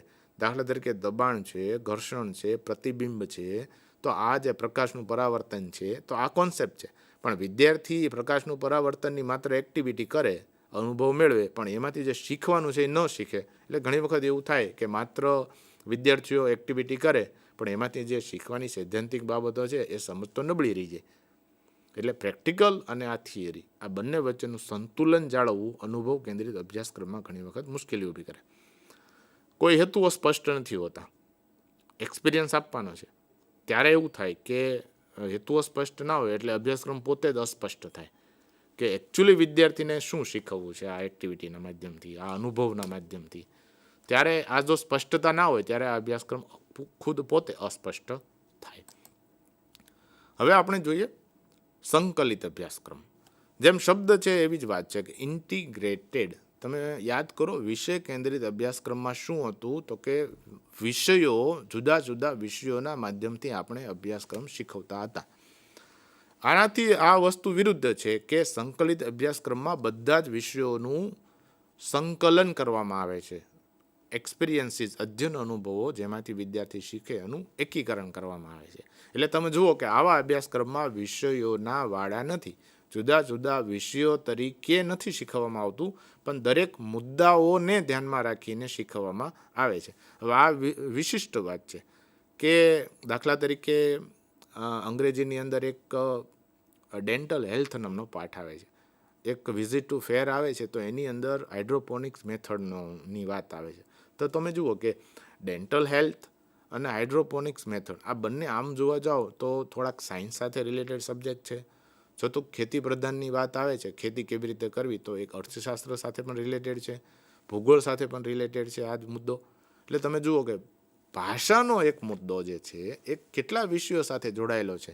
એટલે જો એ શિક્ષક એ મુદ્દો ભણાવે ત્યારે અંગ્રેજીની વાત કરે છે એના બદલે અંગ્રેજી ભાષાની સાથે સાથે એ વિજ્ઞાનની વાત કરે, એ ગણિતની વાત કરે, એ સામાજિક વિજ્ઞાનની વાત કરે, એ અર્થશાસ્ત્રની વાત કરે. ટૂંકમાં બધા જ વિષયોની અંદર આ મુદ્દો જ્યાં જ્યાં સ્પર્શતો હોય એની ચર્ચા સાંકળીને આખી વાત કરે. એવી રીતે આ અભ્યાસક્રમનો અમલ થાય. વિષયોને અલગ અલગ પાડવામાં, વાડા પાડવામાં આવતા નથી. આ અભ્યાસક્રમમાં બાળકને અધ્યયનને એક હોલિસ્ટિક વ્યૂથી જોવામાં આવે કે વિદ્યાર્થીને જે શીખવાનું છે એક નાનકડો મુદ્દો કોઈ વિષયની બંધનમાં, કોઈ વિષયની મર્યાદામાં નથી રાખવાનો, એ વિષયના મર્યાદામાંથી બહાર આવવાનું છે. મેં હમણાં વાત કરી એવી રીતે અંગ્રેજીમાં બીજો પાઠ આવે છે સોલાર એનર્જી. હવે વિચાર કરો કે સોલાર એનર્જી આમ જોવા જાઓ તો ભૂગોળ સાથે પણ રિલેટેડ છે. જ્યારે તમે એની ગણતરી કરો છો અંતરની, સાઇઝની, તો ત્યારે ગણિત સાથે પણ રિલેટેડ છે. જ્યારે સાયન્સની વાત કરો છો તો એમાં જે સાયન્ટિફિક નિયમો જોડાયેલા છે તો એની પણ વાત છે. એટલે જ્યારે એના જે લક્ષણો છે, ગ્રહોના લક્ષણો, તો એ સોલાર એનર્જીની વાત કરો છો, જ્યારે સૂર્યની, એના ગ્રહોની વાત, એના અંતરની વાત જ્યારે આપણે કરીએ ત્યારે તમે જુઓ કે એક જ મુદ્દો જે છે એ ભાષાની સાથે સાથે બીજા વિષયો સાથે કેવો જોડાયેલો છે. તો અંગ્રેજીનો શિક્ષક એની એ ભાષાના મર્યાદા અને બંધનોમાંથી બહાર આવીને બીજા વિષયોની સાથે જોડાણ કરે તો આ કેવો સરસ અભ્યાસક્રમ થાય. એને સંકલન કર્યું કહેવાય, ઇન્ટિગ્રેશન કર્યું કહેવાય. એટલે વિવિધ વિદ્યા શાખાના બંધનો તોડી દેવાના અને એને અધ્યયનને મિનિંગફુલ બનાવવાનું છે. એટલે આપણે જે વિવિધ વિદ્યા શાખાઓના આપણે જે પેલા કર્યા છે વાળા, આર્ટ્સ વિદ્યા શાખા છે, શિક્ષણ વિદ્યા શાખા છે, વિજ્ઞાન વિદ્યા શાખા છે, તો આ ઉપરાંત 10મા ધોરણ બાદ આપણે પણ વિજ્ઞાન અને સામાન્ય પ્રવાહ એવા પ્રવાહ કર્યા છે. તો તમે જુઓ કે સંકલિત અભ્યાસક્રમ આની વિરુદ્ધ છે. આવા કોઈ વિદ્યા શાખાના બંધનો રાખવાના નથી અને વિદ્યાર્થીને જે વિષય વસ્તુ શીખવવું છે એ શીખવવા ઉપર વધુ ભાર દેવામાં આવે છે. આ અભ્યાસક્રમના લક્ષણો આપણે જોઈએ કે પાયાના કૌશલ્યો, વિષય વસ્તુ અને ઉચ્ચ કક્ષાની higher order skills, higher order thinking ઉપર ધ્યાન દેવામાં આવે. એનો અર્થ શું થયો કે એક મુદ્દો જે છે એના ઉપર વિદ્યાર્થી ઊંડું વિચારે, એના જુદા જુદા પાસા વિચારે. એક નાનકડો મુદ્દો આપણે લઈએ, દાખલા તરીકે આપણે પેપર, કાગળ, તો એ કાગળની હિસ્ટ્રી, કાગળનો કેવી રીતે બને, એ કાગળના જુદા જુદા ઉપયોગો, કાગળનો ભાષામાં ઉપયોગ, પત્ર લખવા માટે, પત્ર લેખન તમે એનાથી શીખો. તો એક નાનકડો મુદ્દો છે એને આપણે કેટલા ઊંડાણપૂર્વક એ વાત આપણે લઈ જઈએ છીએ. લાઈફ લોંગ લર્નિંગને પ્રોત્સાહન આપે છે. હવે વિષયોના વાળા હતા એટલે આપણને એમ થાય કે 12મા ધોરણ સુધી આપણે આ વિષય ભણી લીધો, હવે પૂરું થઈ ગયું. 10મા ધોરણ સુધી કોઈ વિષય તમે લઈ લીધો, હવે કાંઈ આગળ ભણવાની જરૂર નથી. જ્યારે આ અભ્યાસક્રમ એવો આગ્રહ રાખે છે કે તમે જે ભણો છો એ લાઈફ લોંગ ભણવું જોઈએ, લાઈફ લોંગ લર્નિંગ કરવું જોઈએ. એટલે એ જે વિષય જે છે એના કોઈ વાડા કરવાના બદલે એક એનો કોન્સેપ્ટ લાઈફ લોંગ લર્નિંગનો છે. વિદ્યાર્થીઓ કોઈ થીમ, કોઈ મુખ્ય આઈડિયા, કોઈ મિનિંગફુલ કોન્સેપ્ટ અથવા કોઈ ઇવેન્ટ્સ એ શીખે છે. એટલે તમે જુઓ કે આપણે કોઈ ઇવેન્ટ લઈએ, દાખલા તરીકે ચંદ્રગ્રહણ, આપણે આ ઇવેન્ટ શીખવવી છે. હવે થશે એવું કે ચંદ્રગ્રહણ ભણાવતી વખતે આપણે એ મુદ્દાને રિલેટેડ, એ ગણિત સાથે રિલેટેડ હોય, એ વિજ્ઞાન સાથે રિલેટેડ હોય, એ સામાજિક વિજ્ઞાન, કારણ કે ચંદ્રગ્રહણના સામાજિક રીત રિવાજો પણ જોડાયેલા છે. એટલે શિક્ષક જ્યારે ચંદ્રગ્રહણ સમજાવે કે સૂર્યગ્રહણ સમજાવે ત્યારે એ દરેક પાસાને ધ્યાનમાં રાખીને દરેક વિષયોને સ્પર્શ કરીને એ સમજાવે. એટલે હું એમ કહું છું કે જે મુદ્દો શીખવે એકદમ મિનિંગફુલ શીખવવામાં આવે એટલે વિદ્યાર્થીના મનમાં એ મુદ્દો છે એ સ્પષ્ટ થઈ જાય. બીજું, વિવિધ વિદ્યાશાખે અનુબંધ કરવામાં આવે. હવે તમે જુઓ કે આપણી પાસે જે વિવિધ વિદ્યાશાખાઓ છે એ આમાં અનુબંધ, જોડાણ કરવામાં આવે. એટલે તમે જુઓ કે વિદ્યાશાખાના વાડા તૂટી ગયા. એક શિક્ષક જે છે એ એના વિષયના બંધનમાંથી બહાર આવે છે, વિદ્યાશાખાના બંધનમાંથી બહાર આવે છે. એટલે તમે કલ્પના કરો કે ક્રેડિટ બેઝ જે ચોઇસ સિસ્ટમવાળી જે વાત હતી એમાં એ જ હતું કે, અને નવી શિક્ષણ નીતિમાં પણ એ જ વાત છે કે વિદ્યાર્થીને વિદ્યાશાખાના બંધનમાંથી બહાર લાવીએ અને એને જે વિષય શીખવો છે એ વિષય એને શીખવા મળે. એટલે સંકલિત અભ્યાસક્રમનો આ ભાવ છે.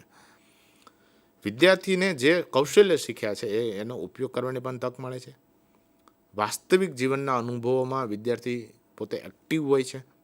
એ તમે જુઓ કે જે મુદ્દો ભણાવીએ છીએ એ વાસ્તવિક જીવન સાથે કેવી રીતે જોડાયેલો છે એ પણ સંકલિત અભ્યાસક્રમમાં કહેવામાં આવે, જોડાણ કરવામાં આવે.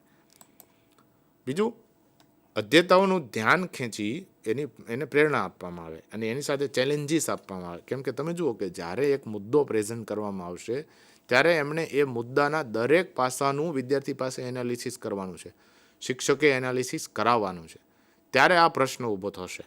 એટલે સંકલિત અભ્યાસક્રમની અંદર અધ્યેતાનું ધ્યાન ખેંચવામાં આવે છે. તેને એ મુદ્દા ઉપર ઝીણામાં ઝીણી બાબતો જે સ્પર્શતી હોય એનું એક જ્ઞાન મેળવે એવો પ્રયત્ન કરવામાં આવે છે. વિષય વસ્તુને મેં કહ્યું એમ ડીપર નોલેજ, ઊંડાણપૂર્વક જ્ઞાન આપવામાં આવે છે. અને કેવી રીતે? દાખલા તરીકે મેં તમને વાત કરી હતી કે સોલાર એનર્જીની વાત જ્યારે કરીએ અથવા તો કોઈ પણ મુદ્દો લઈએ ત્યારે એ મુદ્દાને ઊંડાણપૂર્વક એની ચર્ચા કરવામાં આવે છે. માત્ર મારા વિષય સંબંધિત જ હું વાત કરું એવું નહીં. શિક્ષક બધા વિષયમાં આ મુદ્દો કેવી રીતે રિલેટેડ છે. તમે દાખલા તરીકે ફુગાવાની વાત કરતા હો, ઇન્ફ્લેશન, તો માત્ર અર્થશાસ્ત્ર નહીં, કોમર્સ, વાણિજ્ય, મેથ્સ, ઇવન ભાષા, સામાજિક એની શું અસરો થાય એ બધી જ વાતો શિક્ષકે આવરી લેવી જોઈએ, એનો કોન્સેપ્ટથી માંડીને.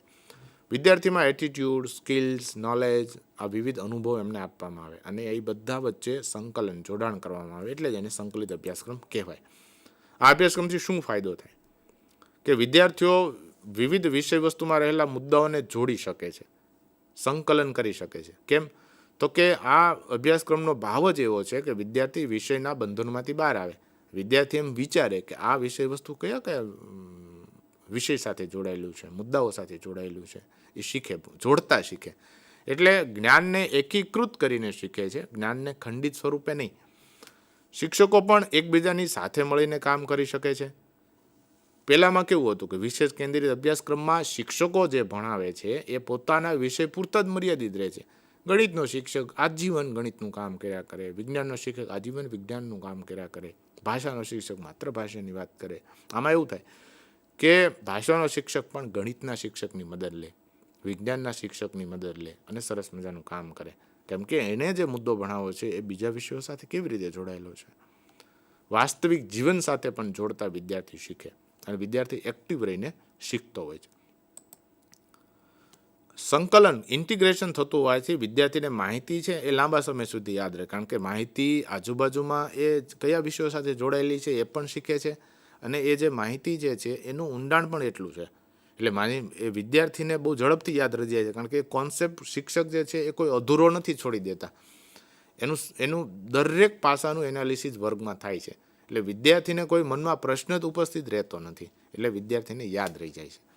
સંકલિત અભ્યાસક્રમમાં એક જ કૌશલ્ય, એક જ વિષયના અનેક પ્રકારના અનુભવો, એક જ મુદ્દાને લઈને અનેક પ્રકારના અનુભવો, એક્સરસાઇઝીસ આપવામાં આવે, પ્રેક્ટિસ કરાવવામાં આવે. એટલે થાય એવું કે વિદ્યાર્થીમાં જે કોન્સેપ્ટ છે એને એક જ વાતને એ જુદી જુદી રીતે શીખે છે. આપણે લર્નિંગ સ્ટાઇલનો જે કોન્સેપ્ટ છે એ સંકલિત અભ્યાસક્રમમાં બહુ બંધ બેસે કે એકનો એક મુદ્દો છે એ જુદી જુદી રીતે રજૂ કરવામાં આવે, જુદા જુદા એંગલથી રજૂ કરવામાં આવે, જુદા જુદા વિષયોને ધ્યાનમાં રાખીને રજૂ કરવામાં આવે, ત્યારે વિદ્યાર્થીને ફાયદો થતો હોય છે. કેમ?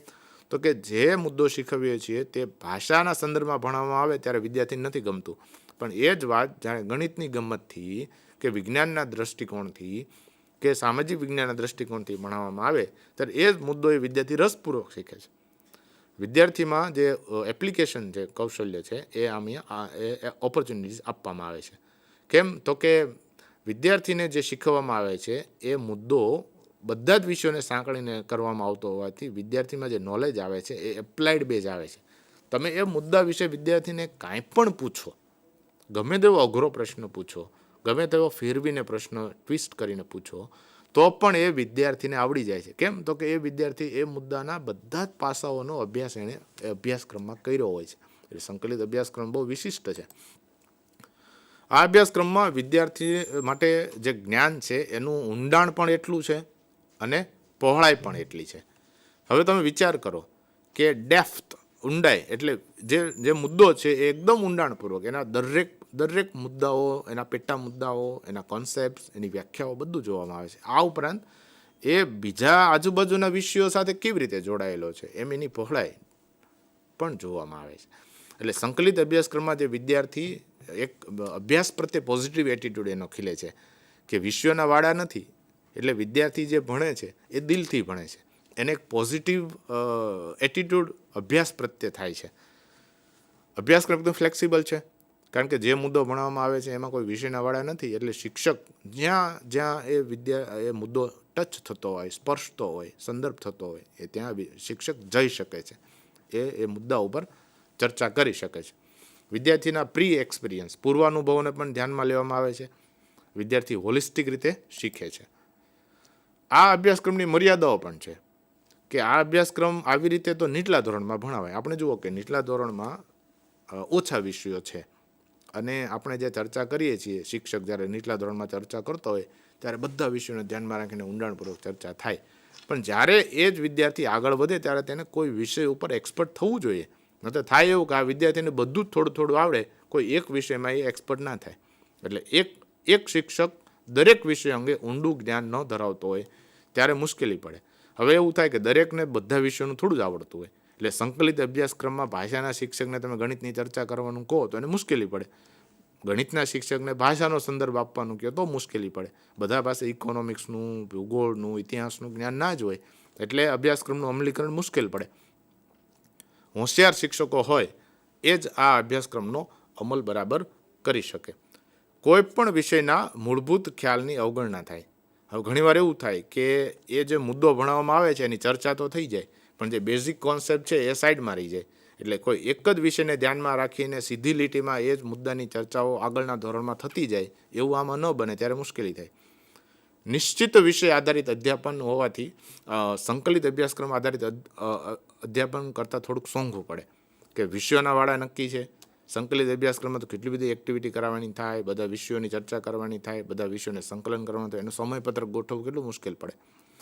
કોઈ વિશિષ્ટ વિષય શીખે વિદ્યાર્થી તો એની કારકિર્દી સરસ બને, પણ આમાં તો વિદ્યાર્થી પહેલેથી બધા જ વિષયોને સ્પર્શતું બધું શીખે તો એને ખબર ન પડે કે મારી કારકિર્દી કયા વિષયમાં બનાવવી એમ. છેલ્લો પ્રકાર આપણે જોઈએ હેતુ કેન્દ્રિત અભ્યાસક્રમ. આમાં હેતુ શબ્દ છે, ઓબ્જેક્ટિવ્સ અત્યારે આખું પ્રચલિત છે. Objectives are statement that describe the end points or desire outcomes. એટલે અભ્યાસક્રમના અંતે આપણને જે પરિણામ જોઈએ છે એ હેતુમાં દર્શાવેલું હોય. હેતુ આધારિત અભ્યાસક્રમ એટલે જેના કેન્દ્રમાં હેતુઓ હોય. આઉટકમ બેઝ અભ્યાસક્રમ પણ કહેવાય, કોમ્પિટેન્સી બેઝ ક્ષમતા આધારિત અભ્યાસક્રમ પણ કહેવાય. આના બીજા નામ છે. વિદ્યાર્થી શું શીખે, શું સમજે, શું કરે કે શું જાણે, આ ભણાવ્યા પછી એવા વિધાનો આમાં આપવામાં આવે અને એ વિધાનોના આધારે વિષય વસ્તુની પસંદગી કરવામાં આવે. અત્યારે આપણે જે અભ્યાસક્રમ જોઈએ છીએ આઉટકમ બેઝ લર્નિંગ વાળો, એ પ્રાથમિક શાળામાં અત્યારે અમલમાં છે. હેતુની સિદ્ધિ માટે શિક્ષક ભણાવે અને એ હેતુ સિદ્ધ થાય એટલે ભણાવવાનું પૂરું. હેતુ સિદ્ધ થયા કે નહીં કેમ ખબર પડે? તો એનું મૂલ્યાંકન કરવામાં આવે, એની ટેસ્ટ લેવામાં આવે. અને મિનિમમ સ્ટાન્ડર્ડ નક્કી કરવામાં આવે. કેમ? તો કે 35 માર્કે પાસ, ઓછામાં ઓછી 4 ખાલી જગ્યા, ઓછામાં ઓછા 5 ઉદાહરણો આપી શકે, ઓછામાં ઓછું 300 શબ્દમાં એ જવાબ લખે. આ ન્યૂનતમ ધોરણો નક્કી કરવામાં આવે. હેતુને અનુરૂપ વિષય વસ્તુ આપવામાં આવે. વિષય પહેલાં હેતુ નક્કી થાય, ત્યારબાદ એના આધારે વિષય વસ્તુ શીખવવામાં આવે, વિષય વસ્તુ પસંદ કરવામાં આવે. અને આ હેતુઓ જે છે મોટાભાગે વર્તન પરિવર્તનની ભાષામાં હોય, એટલે આપણને ખબર પડે કે વિદ્યાર્થીમાં જે આપણે શીખવવું હતું એ આપણે આવડ્યું કે નહીં. હું વિદ્યાર્થીને વિશેષણની સંકલ્પના શીખવું છું, તો વર્ગ કાર્યના અંતે મને ખબર પડવી જોઈએ કે વિદ્યાર્થીને વિશેષણની સંકલ્પના અર્થ આવડ્યો કે નહીં, વિશેષણના એ ઉદાહરણો આપી શકે છે કે નહીં. એટલે વર્તન પરિવર્તનની ભાષામાં સ્પષ્ટ લખેલું હોય કે વિદ્યાર્થી વિશેષણના 2 ઉદાહરણો આપી શકશે. આ અભ્યાસક્રમથી ફાયદો શું થાય? કે સામાજિક અને રાષ્ટ્રીય જરૂરિયાતોને ધ્યાનમાં રાખીને આપણે અભ્યાસક્રમ રચી શકીએ. કેમ? તો કે જે દેશનું લક્ષ્ય છે, જે દેશનો હેતુ છે, જેવા નાગરિકો તૈયાર કરવાના, એવા જ હેતુઓના આધારે આપણે અભ્યાસક્રમ રચી શકીએ. અધ્યયન અધ્યાપનની ગુણવત્તા સુધારવા પણ આપણે વ્યૂહરચના રચવામાં, ટેકનિક્સ માટે, એક્ટિવિટી માટે પણ આયોજન કરી શકીએ. આપણે પાસે હેતુ તૈયાર છે એટલે આપણે એક્ટિવિટી પણ એ પ્રમાણે આયોજન કરી શકશું, પ્લાનિંગ કરી શકશું. મૂલ્યાંકન તો એકદમ સ્પષ્ટ થશે, હેતુ નક્કી છે એટલે એ પ્રમાણે પ્રશ્નો પૂછીશું, એ પ્રમાણે મૂલ્યાંકનની ટેકનિક નક્કી કરીશું. દરેક ક્ષમતા, દરેક કૌશલ્યને ધ્યાનમાં રાખીને આપણે હેતુ રચી શકીએ. દરેક 3 ડોમેન જે છે એ ડોમેનને ધ્યાનમાં રાખીને હેતુ રચી શકીએ અને એ હેતુની રચના મુજબ આપણે આગળ વધી શકીએ. તો આ જે અભ્યાસક્રમ જે છે એ હેતુ કેન્દ્રિત અભ્યાસક્રમ જે છે અને એની જે ચોકસાઈ જે છે એ સારી એવી આવે છે. શિક્ષકે શું ભણાવવું અને વિદ્યાર્થીએ શું ભણવું, એ એક્યુરેસી જે છે એ આવા અભ્યાસક્રમમાં આવે છે. એ આપણે પ્રાથમિક શાળાનો હાલનો અભ્યાસક્રમ જોઈએ તો આઈડિયા આવી જાય. આઉટકમ બેઝ છે. આપણને શિક્ષણની નિપજ જે છે, શિક્ષણમાં જે આપણે ઇન્વેસ્ટ કરીએ છીએ એનું જે આઉટપુટ છે એ આમાં સ્પષ્ટપણે આપણને દેખાય. પદ્ધતિ, પ્રયુક્તિઓ પસંદ કરવામાં પણ ખૂબ જ સહેલું પડે અને એમાં ફ્લેક્સિબિલિટી પણ આવે. આ જ અભ્યાસક્રમની મર્યાદાઓ પણ છે. ઘણી વખત શિક્ષક અને વિદ્યાર્થી બંને માટે આ અધ્યયન અધ્યાપન એકદમ મિકેનિકલ બની જતું હોય છે. વ્યક્તિત્વ વિકાસના દરેક પાસાને નહીં, પણ ખાસ કરીને હાલમાં તો માત્ર આપણે જોઈએ તો મેન્ટલ ડેવલપમેન્ટ, માત્ર જ્ઞાનાત્મક વિકાસ અને જ્ઞાનાત્મક હેતુઓ પર વધુ ધ્યાન દેવામાં આવે છે, જ્યારે ભાવાત્મક હેતુઓની ઘણી વખત અવગણના કરવામાં આવતી હોય છે. આવી રીતે મનોશારીરિક હેતુઓની પણ વાત છે. દરેક વિષય વસ્તુના હેતુની રચના ખૂબ અઘરી હોય છે, ખૂબ મહેનત માગે છે. એ પ્રમાણે વિષય વસ્તુ ગોઠવવું પણ મુશ્કેલ પડે છે. એટલે આવો અભ્યાસક્રમની રચના કરવી પણ મુશ્કેલ પડે છે. તો અભ્યાસક્રમની આપણે જે ચર્ચા કરી એમાં હેતુ કેન્દ્રિત અભ્યાસક્રમ જ્યારે હોય છે ત્યારે એની જે ક્રિએટિવિટી છે વિદ્યાર્થીની, એને ઘણી વખત સ્થાન નથી મળતું. કેમ કે માત્ર હેતુને ધ્યાનમાં રાખીને શિક્ષક ભણાવે છે અને એને ધ્યાનમાં રાખીને વિદ્યાર્થીએ ભણવાનું હોવાથી વિદ્યાર્થીને જે સ્કોપ મળવો જોઈએ, ક્રિએટિવિટી પોતાની પ્રદર્શિત કરવાનો, એ ઘણી વખત નથી મળતો. તો વિદ્યાર્થી મિત્રો, આપણે આજે અભ્યાસક્રમના આ 5 પ્રકારોની ચર્ચા કરી. Thank you very much.